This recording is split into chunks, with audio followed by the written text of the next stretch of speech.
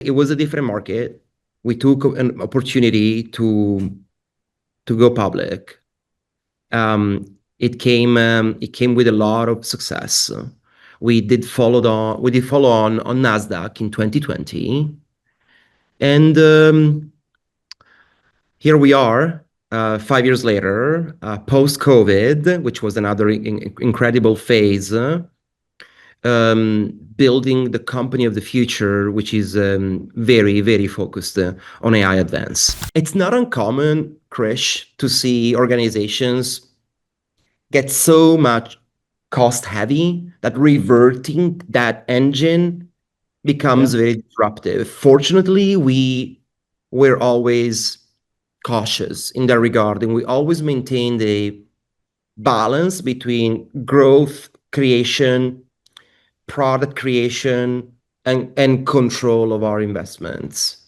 So that's what I mean by balanced growth. We have infused the AI first thinking into everything we do. Every product manager, every product leader thinks about their roadmap in an AI first logic. But again, I think what matters to me is ensuring that we're doing that with intentionality, and we drive outcomes. For us, outcomes are enabling our customers improve their sales programs, enabling our customers deliver better training to their own customers. At the end of the day, if our customers can do a better job with their products than they used to, thanks to AI, then we're succeeding. We are seeing a trend where AI capabilities are either going to be part of the core product, and that we view those as table stakes. Or if we believe that a capability offers such a significant, isolated, incremental value, then we think about what it unlocks for the customer and try to associate a direct correlation between that capability to a sustainable cost. Right. What we don't want to do is to alter our pricing in a dramatic way on the cusp of AI hype. We don't think that's the right way to go about it.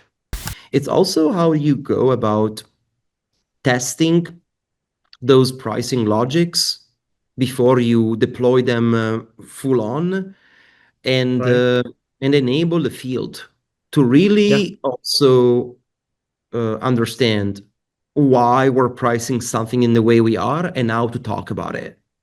And so it's the entire value chain from ideation to execution that has to have ownership.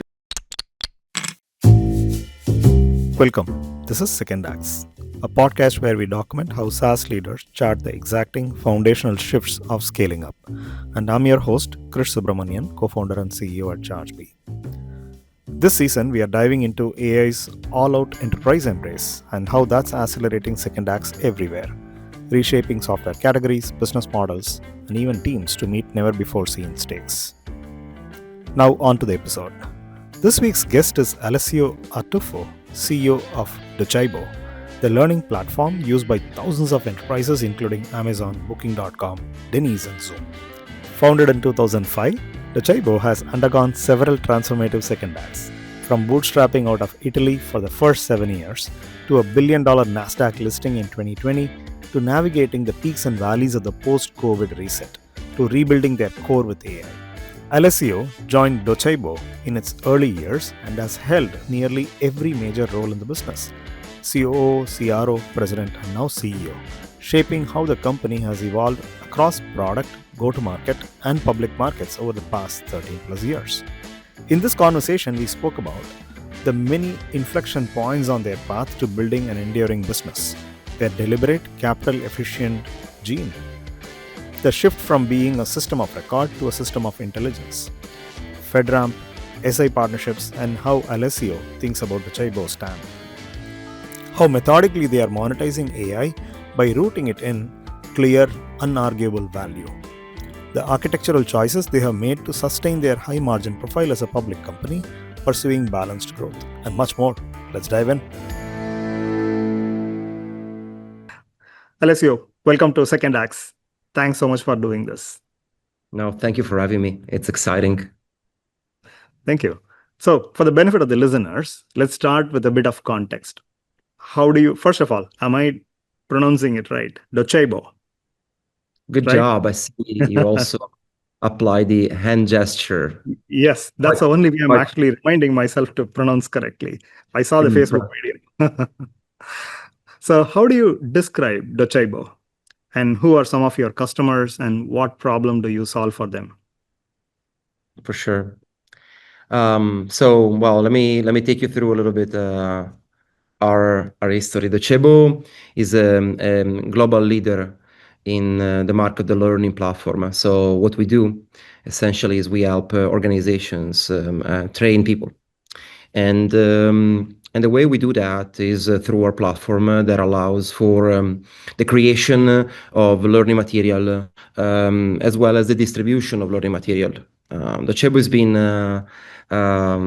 it's been growing in the space constantly since year of funding was 2005. So we've been around for a while, and I would say, the business has come a long way. I'm currently the CEO and president in the business, and very excited to be here. Yeah.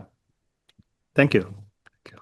So let's start with your own journey in the company. Right? 13 plus years of running, and you have led international business operations, and you have Mhm. also been CRO, the COO, and the president before taking up this position of CEO. It's almost as if since you're joining in 2012, you have had your own second acts right within the company, and including the public listing in 2019. And can you please give us a snapshot of what that journey looked like to get started? Yeah, I think there were no more job titles available after having had all of those. So, the CEO was the last one available. Now, jokes aside, I've been in the company for 13 years now, and I've seen many seasons of the Chebo. If we think sometimes I like the parallel of growing the business with the plot of a TV show. Every season has different stories within the story. Sometimes there is a shift in actors, but the philosophy of the show, remains unaltered, or sometimes it alters. And for sure, in 13 years, I've really appreciated learning a lot. There were a few milestones, I would say, in the past 13 years here. It's been an exciting journey for sure. The first one that I can think of, Krish, is um,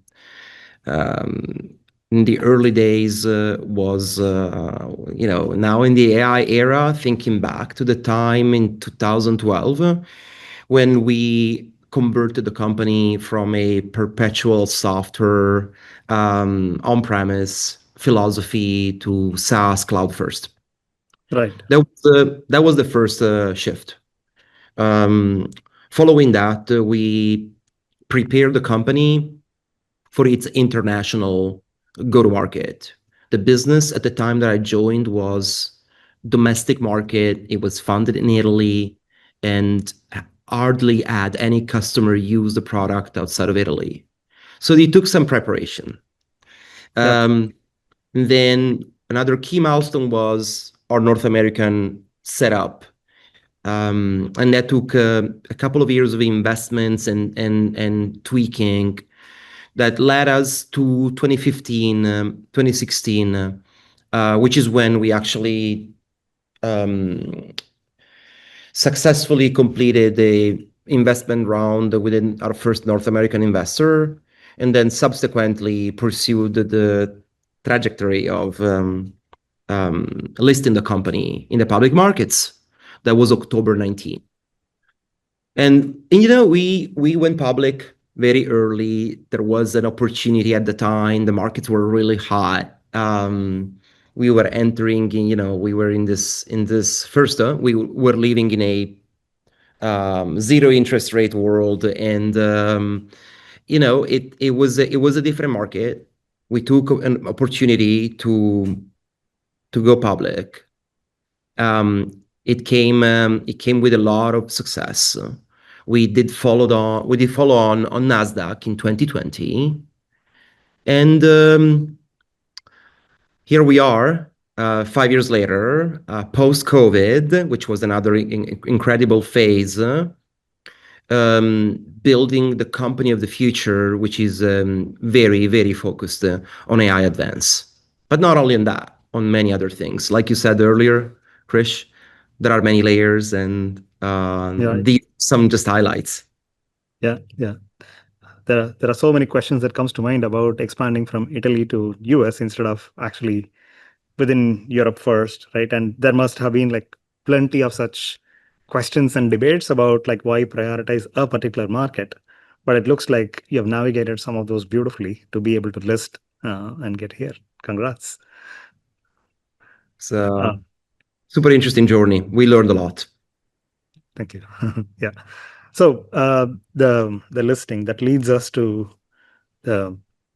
Would like to ask you about a particular follow-on question to what you mentioned in a recent analyst call, right, in Q1, about balanced growth story, right? And you mentioned that you are focused on a balanced growth story, and that was fascinating and interesting to hear. So can you unpack that for us? How do you define balanced growth in 2025? Especially, I think it's highly relevant right now for a lot of founders where like everywhere around you, there are people actually like hyping up the progress, and then there is the outliers who are actually having crazy growth. So a lot of founders also have this dilemma between trying to understand all of this. So it'll be very helpful about put it in the context of AI hype cycle, where it's just tempting leaders to overinvest. I find this fascinating that you are talking about balanced growth story in public market. So could you please unpack that? Sure. I would say, the public markets help craft a gene of discipline that Docebo, however, had as a value, and I would say one of the traits of the DNA of the company from day one. We took an investment of sub 20 million to get to our first 140 million in ARR. So the business was always very cost smart.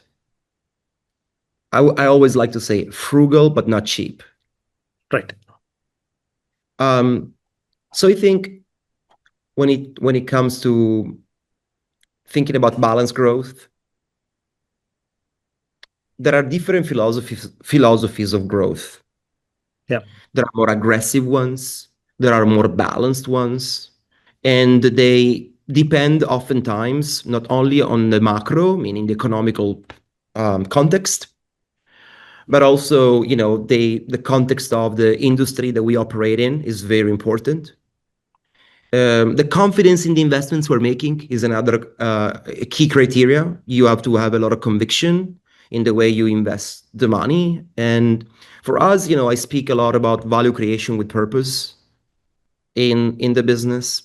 I try to have our leaders really think about how we can still, create great learning products and innovate whilst keeping in mind that it's really critical to generate profits.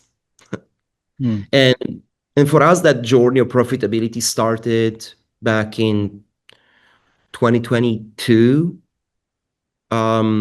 which is when we started seeing a shift in the macro market from growth at all costs, right, to becoming more sustainable.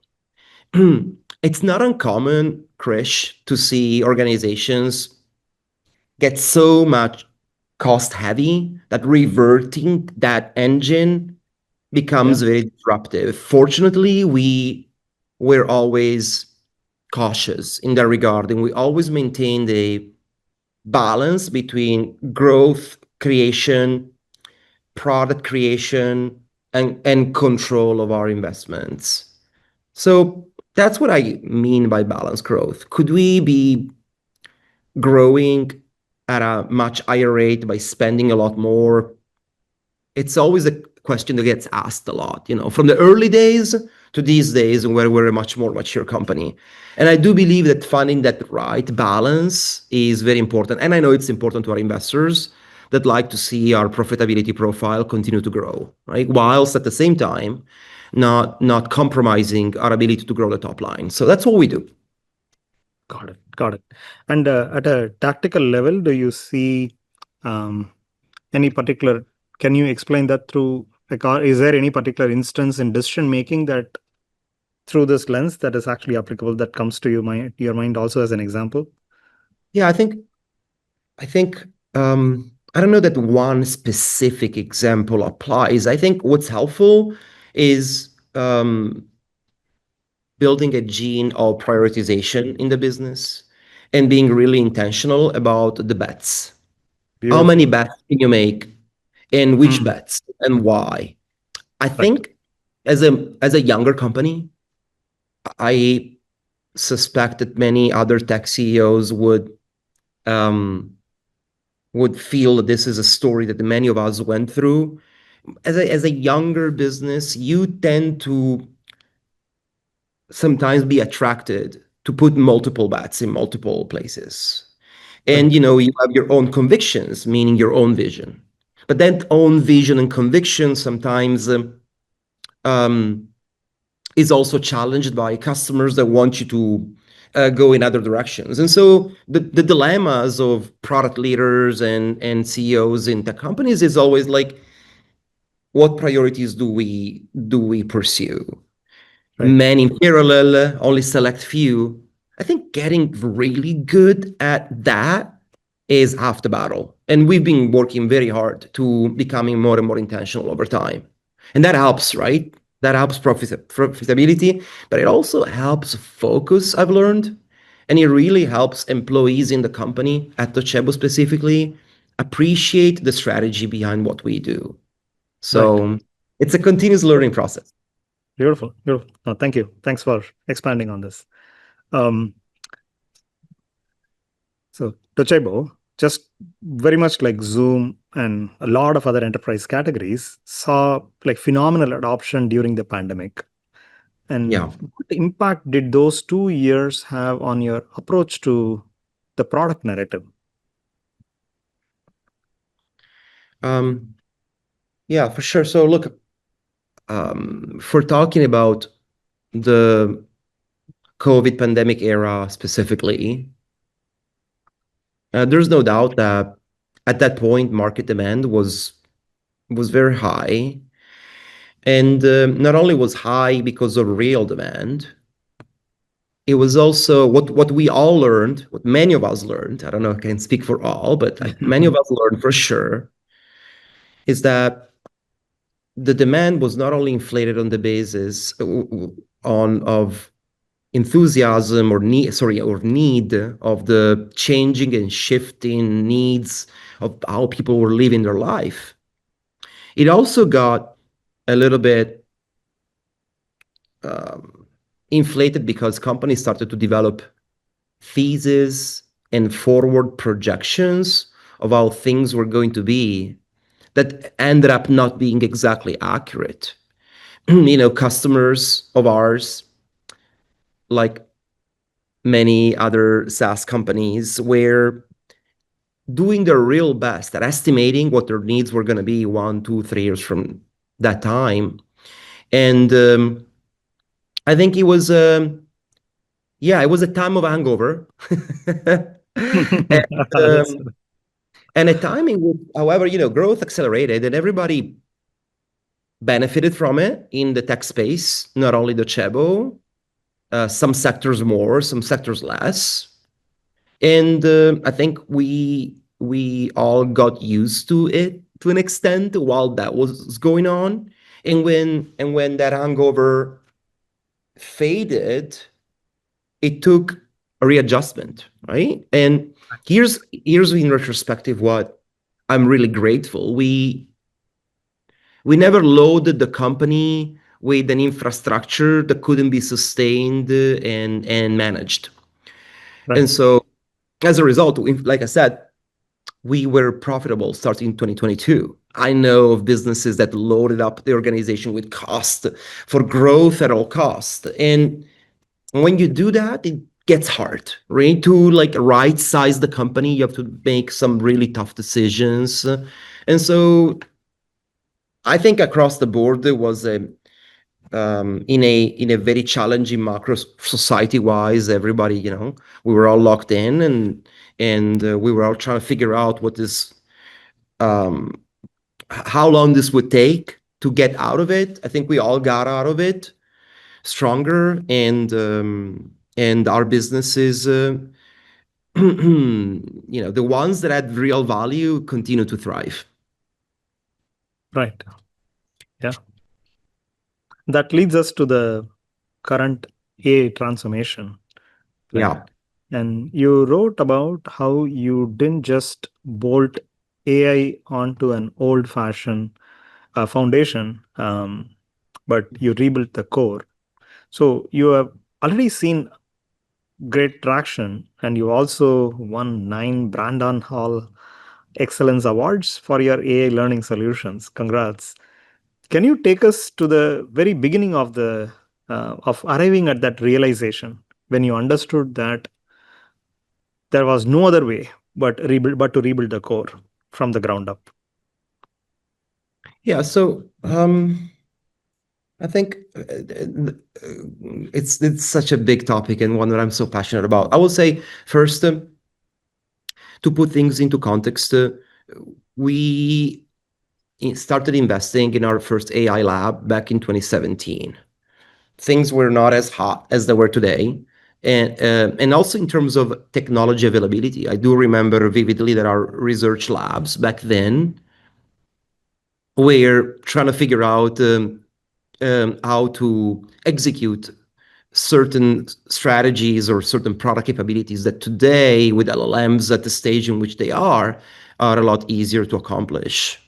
So the reason why I bring this up is we started thinking about AI advance way earlier in the game. A few years later, we acquired a company called Edugo.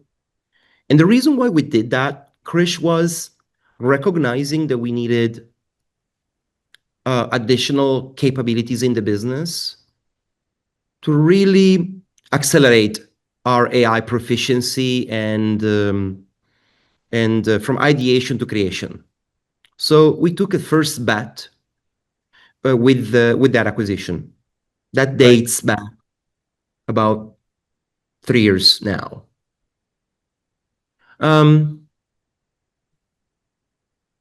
I think then you talk about rebuilding.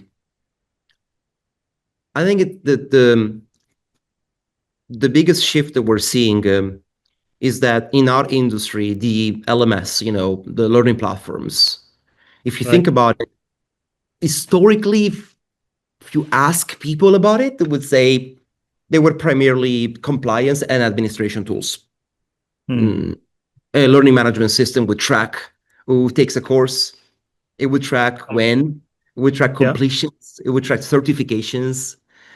It would allow mandatory training.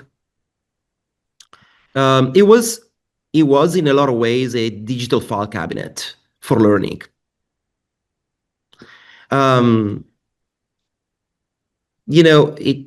But it was in a way very backward looking. It told you what had to be done and not what you should do next. And that's what we're trying to change thanks to AI as well. Instead of it being a static system, in making it a system of intelligent learning. And that's what oftentimes refers to next gen learning platform. So AI is at the center of this. Some things we are building from the ground up.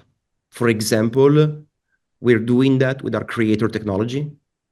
Right. How to create courses in a AI first way.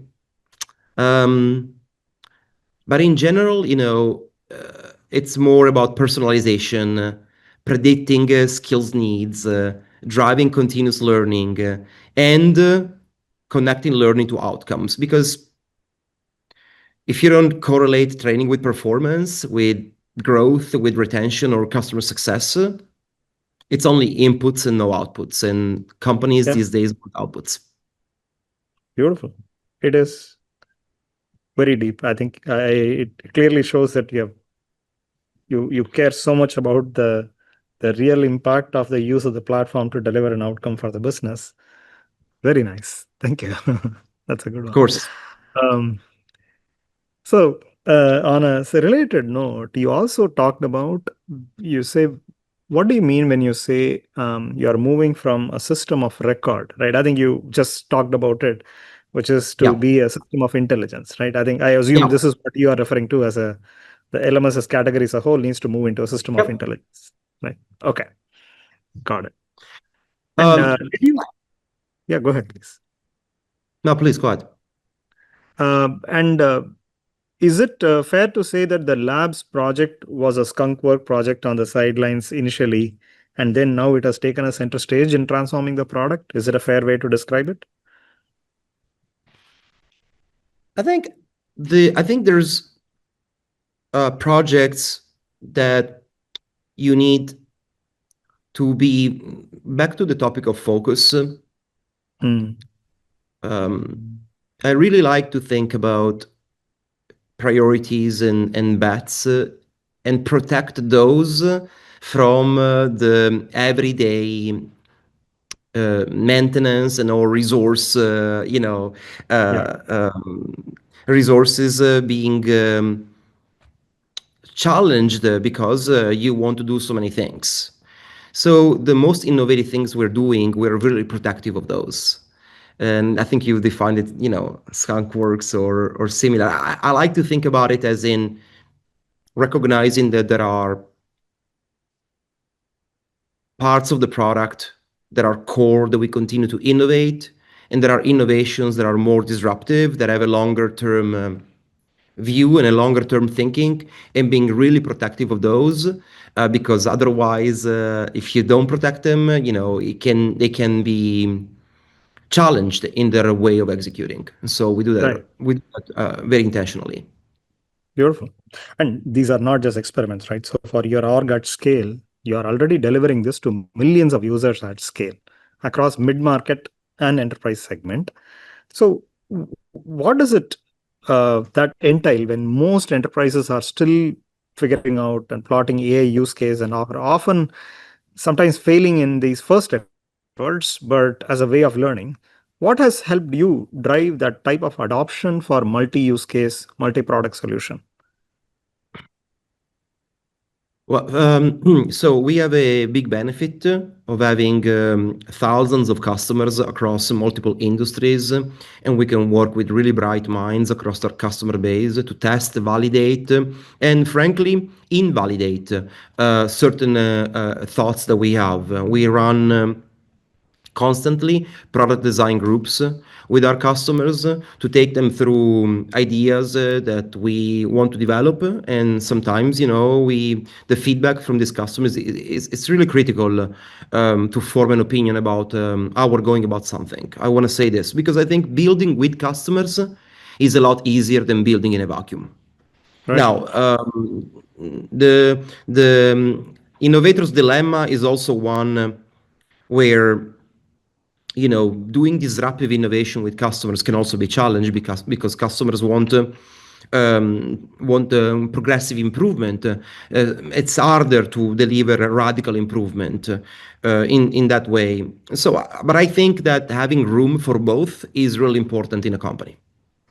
In terms of adoption, I think you're referring quite a bit with AI adoption and AI capabilities. It's first of all, I don't think everybody has got the magic sauce Okay. figured out. I think we all are building capabilities with the intent of really solving problems rather than just bolting AI to a feature for the sake of it and using AI at all costs. Customers don't want that. Customers want solution to problems. If AI is the way to go about it, great. And if you can solve an expensive or difficult problem without AI, I don't think that everything should be seen in the lens of AI only. Now, in terms of the future and what we plan to do, we have infused the AI first thinking into everything we do. Every product manager, every product leader thinks about their roadmap in an AI first logic. But again, I think what matters to me is ensuring that we're doing that with intentionality, and we drive outcomes. For us, outcomes are enabling our customers improve their sales programs, enabling our customers deliver better training to their own customers. At the end of the day, if our customers can do a better job with their products than they used to, thanks to AI, then we're succeeding. Beautiful. Very good. I love the way this conversation is progressing from the depth of how you look at the problem to the product approach. And now I want to touch upon the GTM side. Yeah. Would love to hear if you can give the tactical view of the GTM side. What did it take for you to rewire the revenue and customer facing teams? And I saw that you brought in Mark Zoglo as CRO recently and Kyle as CMO. And he had a huge part in making this happen, thanks to him. Yeah. And he joined in April this year. Would love to hear a little bit more about the rewiring of revenue and customer facing teams during this phase. Yeah. I do have a years and background in the revenue space, and I do think this era specifically, the skill of having a mindset of how you not only apply pre-existing playbooks, but having a skill set to rewrite the playbooks of what works in this market today versus how it worked yesterday. That's an important skill set. And so when we brought on board Mark and Kyle, we had that top of mind, having strong revenue leaders that are modern in the sense of how they think about the future, as opposed to leaders that brought on board the way they've always done things, if that makes sense. Yep. I think there's many layers then, to leadership. There's style, there's speed, there's a lot of elements that we love about our GTM leaders.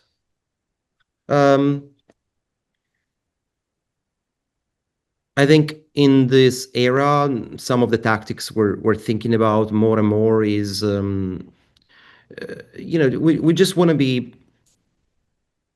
with Kyle in particular, we're thinking about how to focus on relevance, on brand, and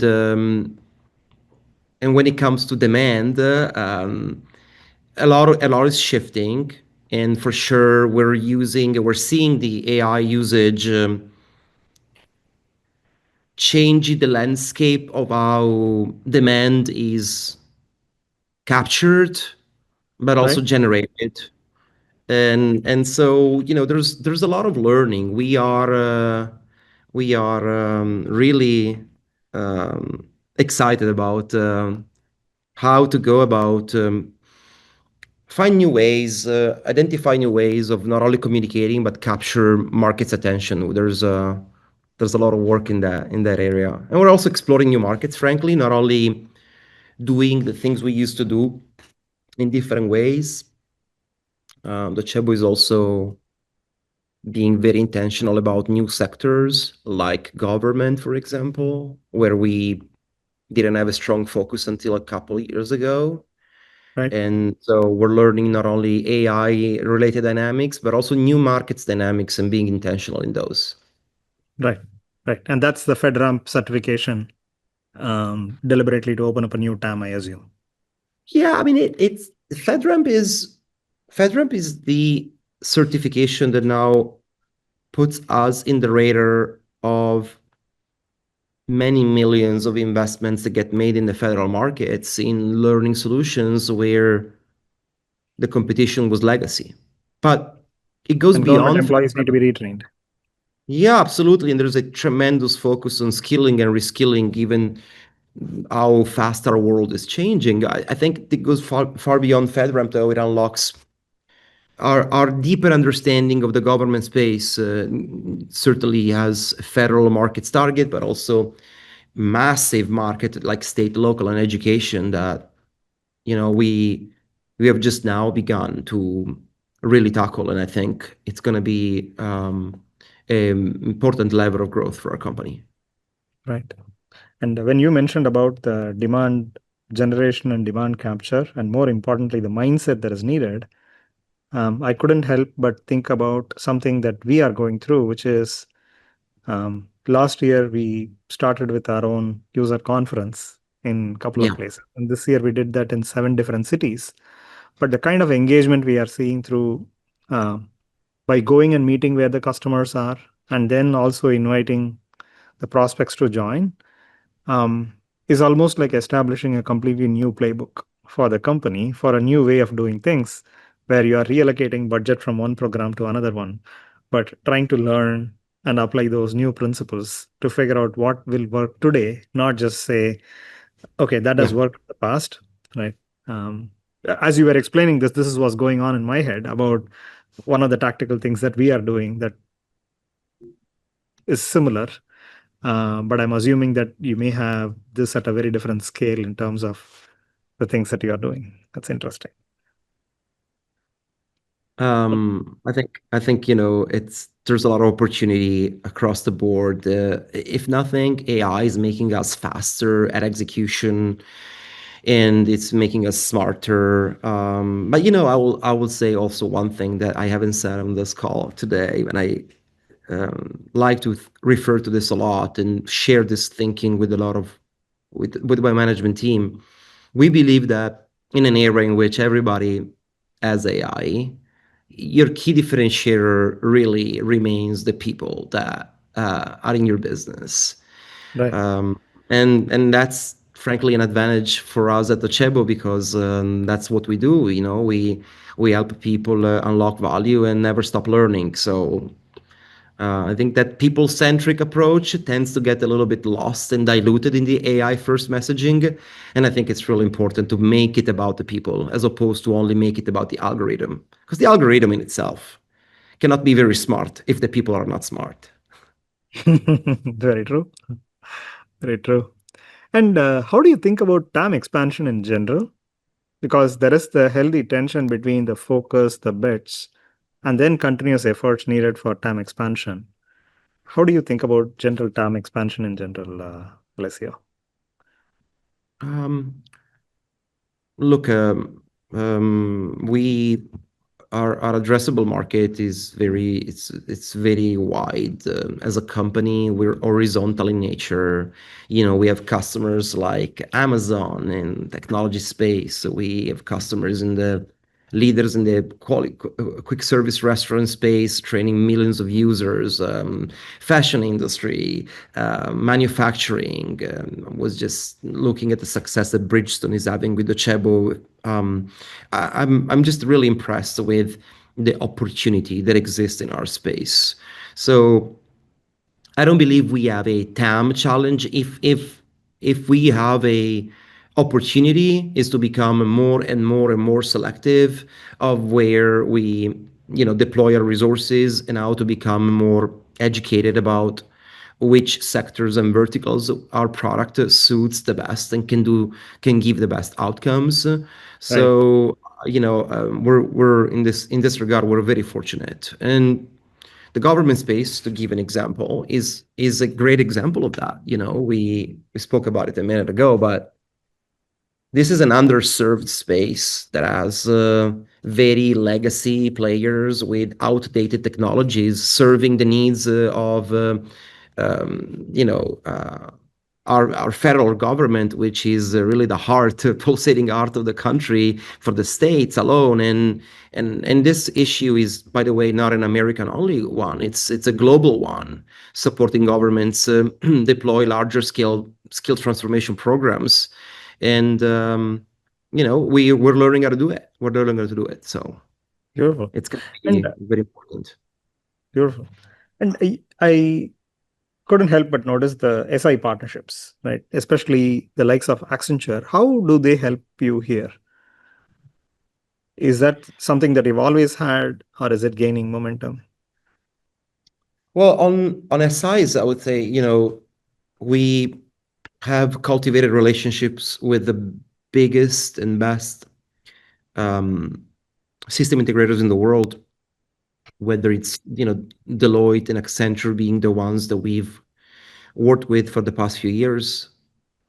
I think first it's a testament to the fact that our product has really matured. Everybody wants to have partnerships with these successful firms. The reality is they are very selective. And the reason why they are is because if they were not, they would be inundated with products that's not sustainable. And so they only partner with the best in class companies in the world. And I'm proud to say that we are deploying incredible projects for really massive companies in partnerships with them. What also they help is understanding markets. So yeah, we have been public about the fact that Deloitte has a deep understanding of the federal market, and having them help us in this early phase of our execution in these markets, it certainly supports us. And yeah, we're just very proud to be partnering with them. It's great. Wonderful. Um, Want to switch gears to a favorite subject of mine, What is it? monetization. I knew it. I knew Monetization. you were gonna say monetization and AI. Right. This is not the Yes. first time I talk about this. Yes. So you introduced credit-based pricing for Docebo's AI video presenter in 2025, right? And first time in your history. And you've said monetization must follow proven ROI, right? Which is perfect. And I love that, especially as you operate at like the scale of millions of users across thousands of customers. How do you balance the non-zero cost of AI usage while driving sustained adoption and then ability to capture value through Docebo's AI products? Yeah, sure. So um, um, monetization in with AI or without AI um, needs to follow value. That's the first thesis and belief we have. Yeah. If you have a disconnect between how you price and the value that the customers are getting out of something, my experience is it ends up not working. Yeah. So there needs to be a obvious connection there. Right. Relative to sustaining it, Docebo, first of all, has a very healthy growth margin profile as a company, which as a public company we report. And and so it is top of mind for us to make sure that we maintain very healthy gross margins. No doubt about that.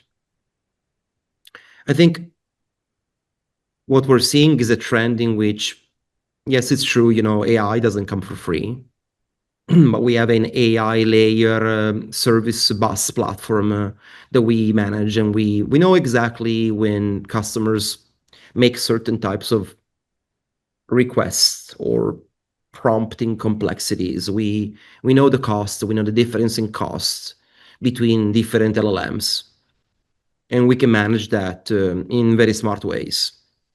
Very cool. Relative to your point about video presenter, we are seeing a trend where AI capabilities are either going to be part of the core product and that we view those as table stakes. Or if we believe that a capability offers such a significant isolated incremental value, then we think about what it unlocks for the customer and try to associate a direct correlation between that capability to a sustainable cost. Right.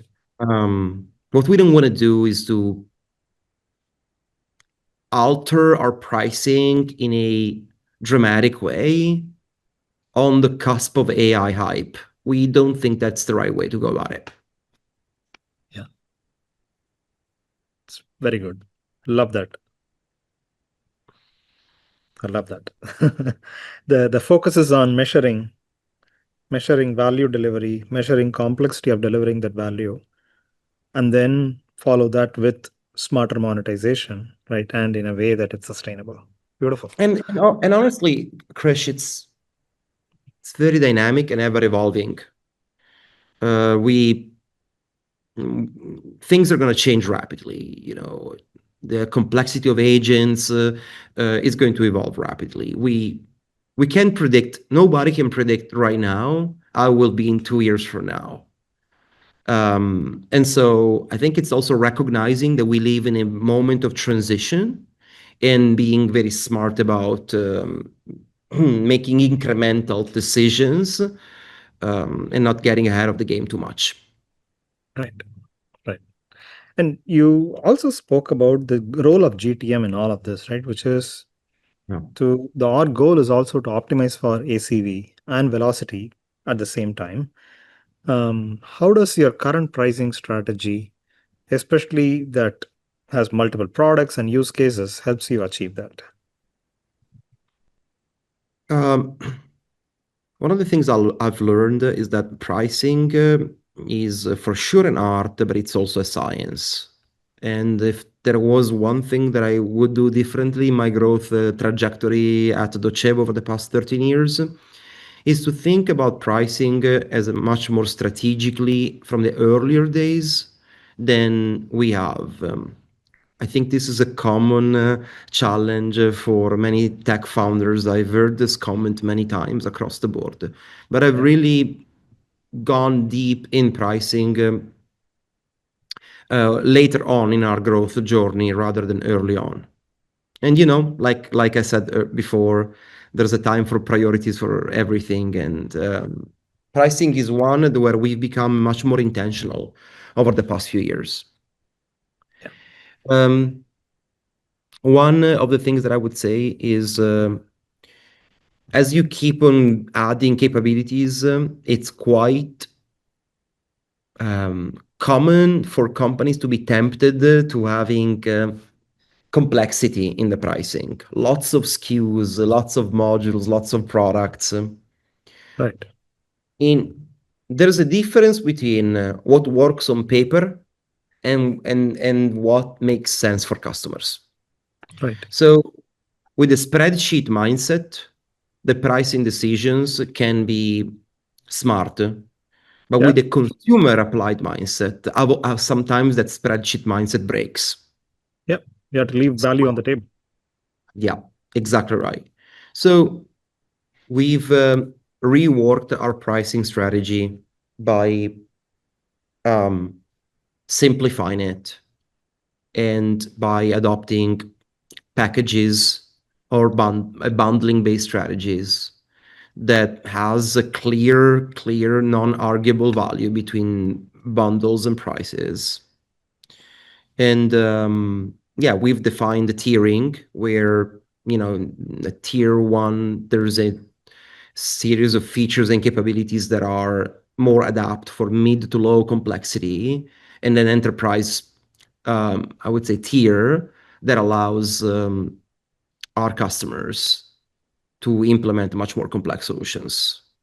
And that's the way we think about it as well. And every time we have to take something to market, now our focus is more on the value rather than immediate price. I think that's about it. Beautiful. Can you talk a little bit about if you don't mind, how the org design or decision process looks like around pricing internally now? Because this is something fascinating I find, where who owns pricing, especially in B2B, is always a complex subject and continues to change. I would love to know, like, how's the decision group look like in your organization on things related to pricing? Yeah, you're right. You're right. One of the complexities in the layers is who owns the pricing decisions and how are they formed and at what point. And we ourselves have debated that over the years and tried and tested a few different variables of things.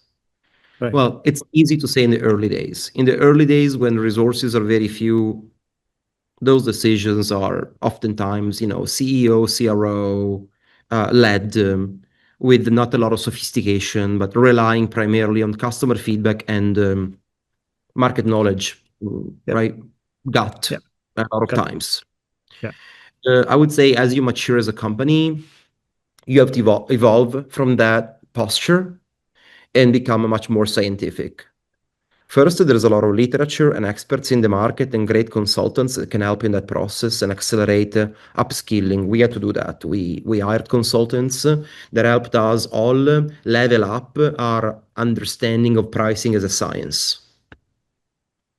Um, then at scale, I think pricing starts with hypothesis that gets shaped in the product management, product marketing functions as right, we design a new feature, a new capability, a new module, a new product, right, in increasing levels of complexity.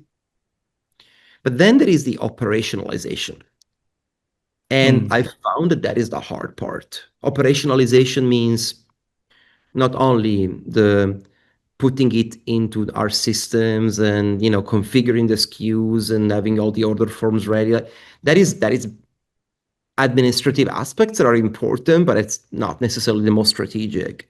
It's also how you go about testing those pricing logics before you deploy them full on and right, uh, and enable the field to yeah, really also understand why we're pricing something in the way we are and how to talk about it.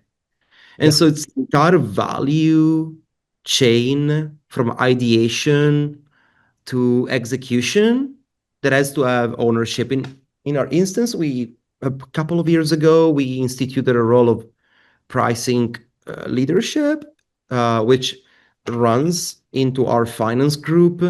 But I would say it's really um, across finance, revenue, and depending on the complexity of decision, of course, CEO is and should be very involved. and product, of course. Oh yeah, it starts there. It absolutely starts there. Starts there, yeah. And I think I don't want to miss out on something very important that you mentioned here. It is, you said it's not just the operationalization. You touch upon using the word value presentment or something along that, like how the value is articulated, right? Something along Yes. those lines. I think it is the most underappreciated one. I remember that Madhavan Ramanujam, who wrote, and in their book, Monetizing Innovation, they specifically go into it. Everybody thinks about pricing change as a number change, but it's actually not. It's about how you present the value to the customers has to Yeah. change with the whatever is the number that changes, Yeah, and making 100%. sure that the field is activated to be able to articulate that through that lens is the hardest part of operationalizing it. And I think you made a subtle reference to it, but there's a lot more to unpack. And I completely agree. And one of the most difficult things going from startup to scale up is that in the earlier days, it's you and 10 other individuals around the table and you shake hands on fundamental agreements and what you have agreed is what flows downstream to the market because the company is still small. As you yeah, have, thousands of employees, that that ability to deploy messaging consistently is part of the operationalization that Right. needs enablement, and it's really part of your product readiness outside of the company, and so it can't be any more left to the intuition of executives. It needs to be a machine. Yeah. Yeah. And I see that even on your pricing page, that even though you sell into mid-market and enterprises, I see that the articulation of the pricing, what you get in the Elevate and Enterprise, and the distinction Yeah. is still Yep. expanded in very much in detail, even though it's a mid-market or enterprise customer who's still going to talk to a salesperson. That's correct. Yeah. That is correct. Awesome. Thank you. You've been very generous with your time. I have one last question about books. Is there a book or a set of books that you have gone back to again and again as you have charted Docebo's AI native transformation that you would recommend to other founders, other operators? If you really twist my arm and you ask me about a book that has lately made an impact in the way I think about things, I would say I'll go back to a classic. One that I've used it really inspired me to read through dynamics of how effective leadership teams operate and work together. And so one of the classics is for me a Lencioni book, Oh, um, dysfunctions of a team. Five Dysfunctions of a Team. I would say Interesting you mention it. Next I week, would we have a leadership offsite, and that is the exact book we are picking again. yes, Go ahead, expand on it, please. Yes. Why do you like oh, it so? I would just say that the book predicates upon a new CEO that comes in the company and tries to understand the state of art of everybody, how they're feeling, how they're working together, and it goes through this plot of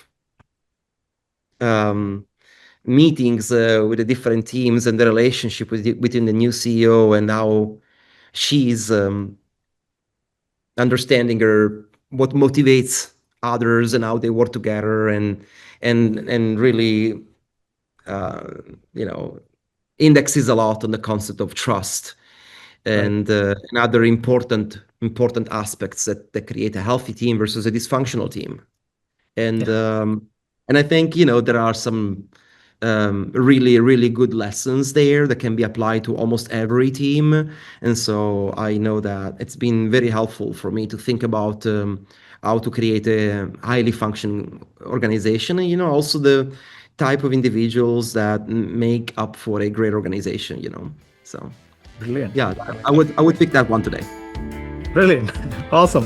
It was so much fun talking to you. Thank you. Thank you so much for making the time to speak with us. Thank you, Krish. Thank you for With a having me. lot of other priorities. Really appreciate it. Thank you. Appreciate you. Thank you, Krish.